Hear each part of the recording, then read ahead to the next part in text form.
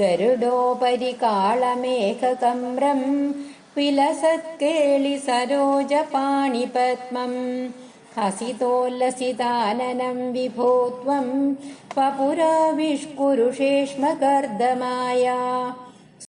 ഹേ വിഭോ, ത്വം സർവവ്യാപിയായ ഭഗവാനെ, അവിടുന്ന് നിന്തിരുവടി ഗരുഡോപരി കാളമേഘകമ്രം, ഗരുഡന്റെ പുറത്തു കയറി മഴക്കാറുപോലെ വിലസത് കേളി സരോജപാണിപത്മം, മനോഹരവും കളിത്താമരപ്പൂ കയ്യിലെടുത്തിരിക്കുന്നതും അസിതോല്ലസിതാനനം, പുഞ്ചിരി പ്രഭ പരന്ന ശോഭിക്കുന്ന മുഖത്തോട് കൂടിയതും വപുഹു കർദ്ദമായ ആവിഷ്കുരുഷേസ്മ, അങ്ങനെയുള്ള ആ സ്വരൂപം കർദ്ദമന് പ്രത്യക്ഷമാക്കി.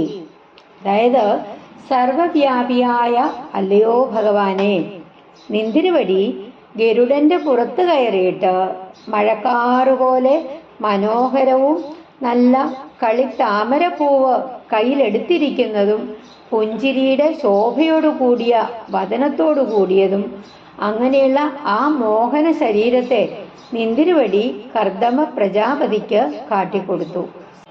കർദ്ദമൻ ഏതു രൂപത്തിലായിരുന്നോ ഹരിയെ ധ്യാനിച്ചത്, ആ രൂപമാണ് ഇവിടെ പ്രത്യക്ഷമായത് എന്നാണ് നമുക്ക് ഈ ശ്ലോകത്തിൽ കൂടി മനസ്സിലാക്കാൻ കഴിഞ്ഞത്.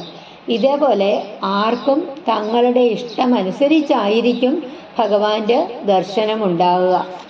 ശ്രീഹരിയെ നമ്മൾ ഏത് രൂപത്തിലാണ് മനസ്സിൽ കണ്ടുകൊണ്ട് ധ്യാനിക്കുന്നത്, ആ സ്വരൂപത്തിലായിരിക്കും നമുക്കും ശ്രീഹരി ദർശനം തരിക. ശ്രീ ഗുരുവായൂരപ്പ ശരണം.